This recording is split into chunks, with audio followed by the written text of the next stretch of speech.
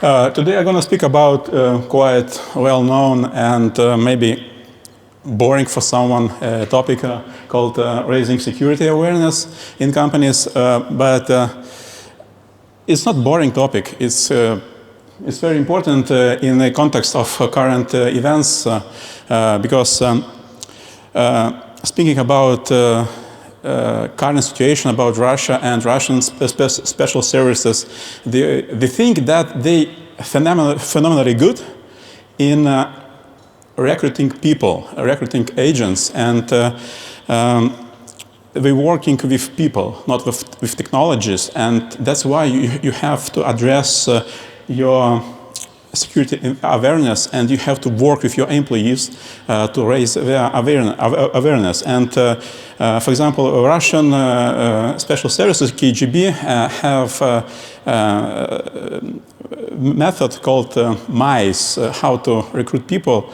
M stands for money, I for ideology, C for coercion, compromise, and E for ego.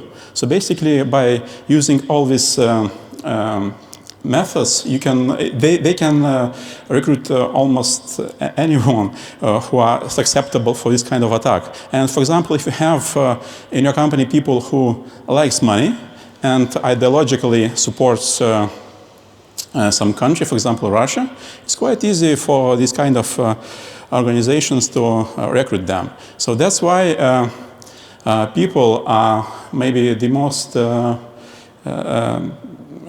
weakest link of the security of every company. And that's why today I'm going to talk how to raise security awareness among your employees, which methods to employ.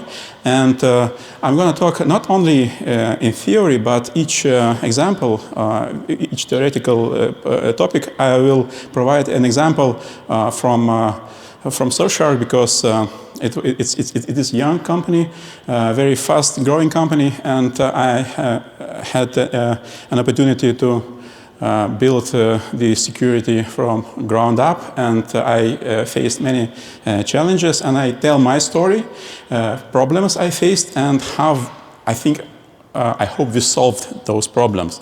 So today I'm gonna speak about human factor in risk management, why humans are so important, about the key elements of security awareness. Then I'll present some methods of promoting and raising security awareness. And I present some examples of, I hope, good practice of in real life. And I will speak about detrimental factors of security awareness, factors which fight against you in this field of operation. So, first of all, social engineering and attacking your employees. How bad is the problem? So, we have some research that says that 99% of all cyber attacks rely on human interaction. Think about it. Let that sink in. 99% of cyber attacks can be performed by psychologists. Good psychologists, not those APT, advanced and persistent groups Saulius was talking about. By very good psychologists can perform a cyber attack if you pull the right strings and if you approach the right people. And the result of it, that average data breach could cost your company around $4 million each iteration. For some countries like US or European Union, you can double this number. So basically one mistake in this field could cost you $1 million, and 99% of these chances rely on people. And don't be scary about this huge table. This is a so-called Meteor Matrix. It's a list of all existing cyber attack tactics and techniques. It was created by MIT Research Establishment, and it's a federally funded cybersecurity research and development center. So basically, these guys, they tried to collect all existing methods of cyber attacks and put them in one place. So for cybersecurity specialists to be able to categorize and approach them in the right way. So on this table, how many attacks do you think can be performed using social engineering? 1, 2, 3. Think again. So basically, this is the list of cyber attacks and cyber attack tactics, which could be performed, as I mentioned before, by the psychologist. And the bad thing is, if you look from left to right, this is basically almost the chronological timeline of the attack, from the initial foothold to the data exfiltration. And if you look from left to right, so basically you can see that in every column, you can find some way to perform attack using social engineering. So this table shows us that a good psychologist can perform a cyber attack from the beginning till the end. And that's why people are so important. And these red fields, they apply to 99% of possible cyber attacks. Just put these numbers together and you have quite grim picture. And then put at this equation the fact I talked at the very first beginning that Russia are very good in recruiting people, and you have very alerting situation right now. That's why, especially right now, you have really step up in raising your security awareness in your companies. So what is the security awareness? So this is the theoretical definition. So basically security awareness is a knowledge and the attitude of organization members they possess regarding the protection of the physical and especially information assets. So basically if you want to raise security awareness in your company, you have to address two main areas: knowledge and attitude. I start from the maybe simpler one, knowledge, how to increase knowledge of your colleagues. Well, yeah, I see smiles on your faces. Yes, guys, yes, trainings again. This is the must. And what I could suggest from my personal experience, do these trainings on a regular basis and make them mandatory. How to implement this in real life? You can create some self-learning portal in your organization with the same material for new employees or for old employees, and you can rerun this training each quarter. And the final result or final step may be connected to your HR system, like HiBob, stuff like this. And your HR managers can track if employees completed those trainings. So basically it's automated and self-sustaining system, which can ensure that your employees repeat this knowledge on a regular basis. Because I talk with my colleagues, they remember the types of phishing attacks, like 9 of them, after like a week or two after my training session, but after 1 month, they forgot like 2/3 of it. So, and it's not a decision coming from top down, from my point of view, to the employees. Employees, they want to repeat some trainings if they are practically applicable. So, mandatory thing is not bad, actually, if it's interesting enough. So the second approach to raise knowledge of your colleagues, choose right and effective delivery method. The problem about trainings that many companies relied on instructor-led delivery. So just like this, one guy standing behind, like in front of the screen, and everybody listening, some drinking cola, some yawning, and this is the simplest way and the most boring way, and that's why it's not working all the time. But don't forget, you have 3 more methods of delivery of information. For example, you can choose self-learning delivery. For example, you can create a learning portal with exercises which employee can take on his own pace on convenient time when he's mentally prepared for this kind of information. So make it more convenient by the second method of delivery. Or, for example, you can use game-led delivery when you can create some games based on cybersecurity, interactive games. For example, you are the guy who have to breach the company.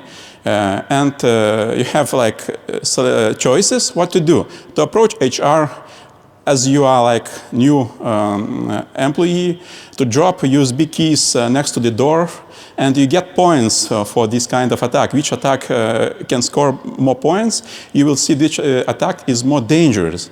And we created this kind of delivery material, and people really like them, to feel themselves as a hackers. You know, like it's in game hacker, but still the vibe is different than from instructor-led delivery. But the delivery method I like the most, it's simulation-led delivery. Oh boy, this is a good one. Because people really like to see, for example, how hackers hack people, how hackers hack systems. Not like on Discovery Channel on the general terms, but the real one. So by opening terminal, empty one, and all the way through until the hack itself. And for example, from my personal experience, I show how law enforcement crack passwords of the criminals, how law enforcement tracks your social networks, and people really, you know, this feeling of paranoia and feeling of mystery, they really draw people to this kind of delivery. So don't rely on theory only, and really promote simulation-led delivery. Make work groups where your red team shows the actual attack on someone. For example, I really like to scare my colleagues by asking their email and then telling them their passwords, because they all available on the internet. All these databases are freely available. If you spend some time collecting those databases, you can actually create a very huge block of information, and you can really tell people their passwords. And it really works. It's intimidating. It's simulation-led delivery, but it changed the mindset of the people. So try this one, actually. Okay, so, and the next one, you should teach your colleagues not only about the defensive techniques, but you have to tell the horror stories. Stories about victims of cyber attacks, what happened to them, and what might happen to everyone else if they act just as stupid as those people, for using passwords, for clicking on attachments, because people, they don't realize the extent of danger which may come from very simple action. And for example, what I noticed in my company, that people, they trust buttons in emails, but they don't trust links. So they know that attachments are bad, links are bad, but buttons are good. So I try to teach them that buttons as bad as links, because button, it is a link. And if you put some nice button like Google Drive button, like Dropbox button, they trust those buttons even more.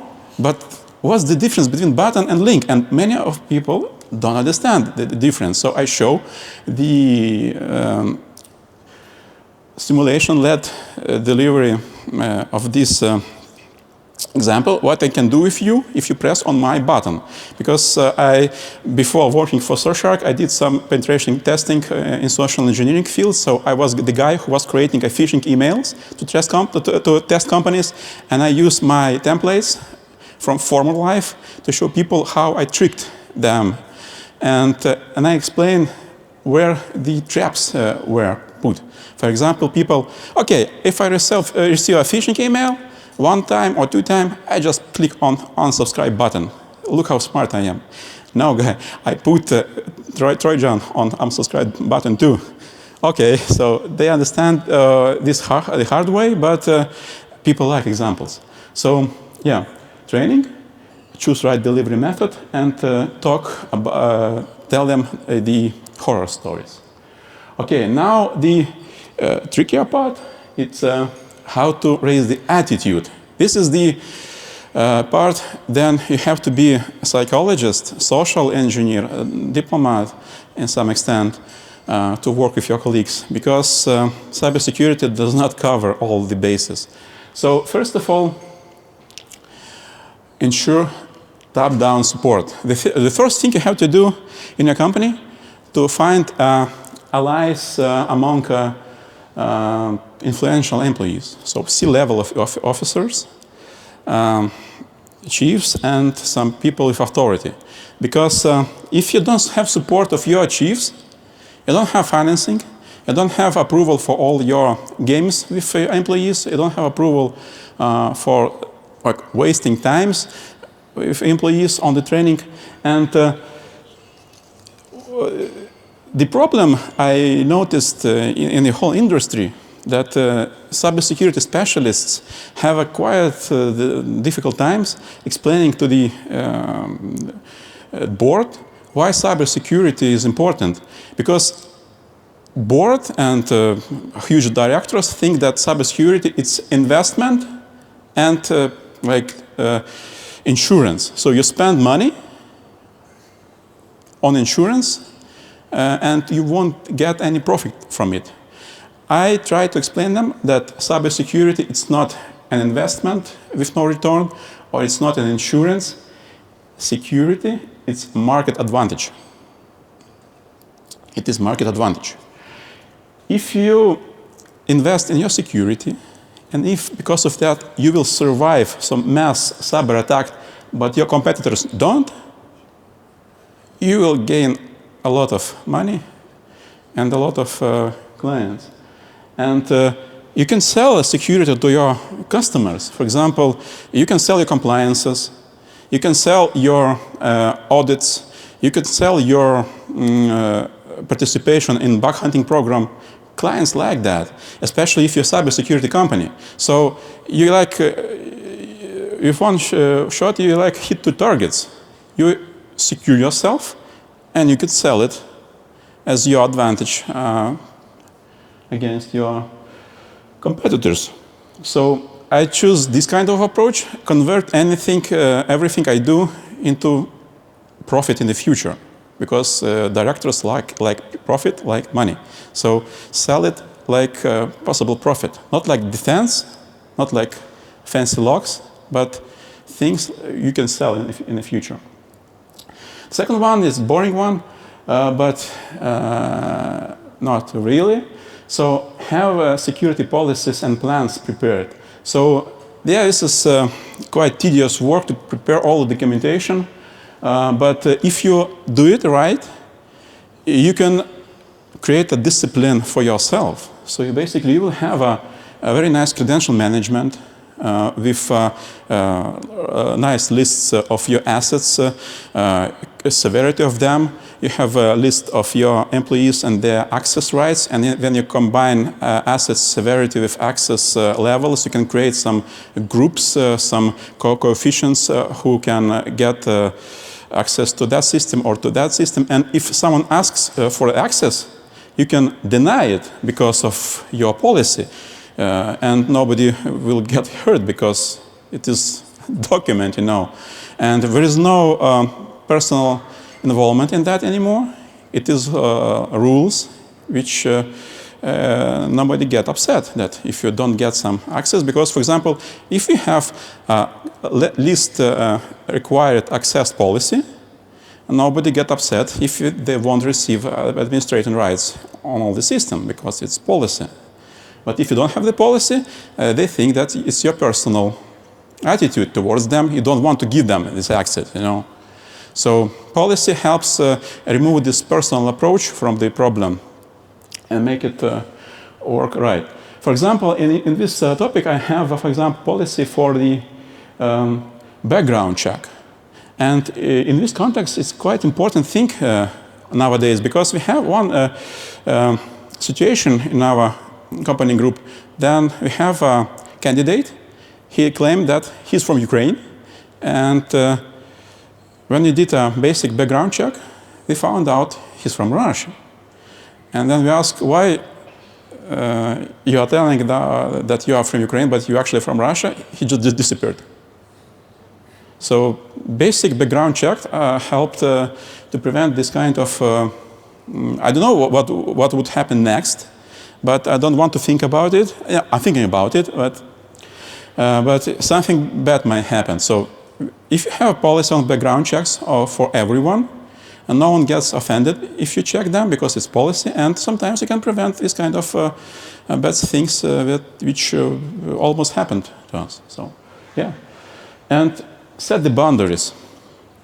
As I mentioned before, tell your colleagues that what they can do, and most important, what they can't do. And it should be set beforehand, not in the progress, because game rules are declared before the game. And for example,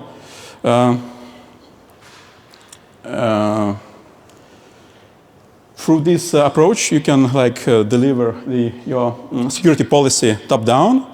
And once again, nobody gets offended that a company acting as a big brother because everybody agreed to those rules. And when you create those policies, please